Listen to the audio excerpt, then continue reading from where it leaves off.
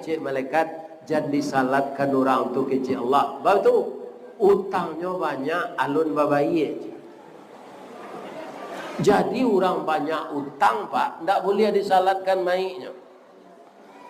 Di kalau ada tetangga awak banyak utang, matinya, biarlah anaknya saya menyalatkan. Nan kedua orang awak tu semana tahu tu pak, ketika maik ke dibawa ke kubur kan diminta maafkan. Ko ado almarhum ko bakasalahan tapali disadah putih tunjuk tapi jak dibaro hitam tapak, tolong maafkan dosana kami gua, beliau ke dibawa ke kubur lain. Jadi kecil orang menyebut sudah tu terkena dinya cik lain, ko ado hutang piutang beliau nan menyangkut jalan ke akhirat, nan tak bisa dimaafkan, datangi kami jo bukti-bukti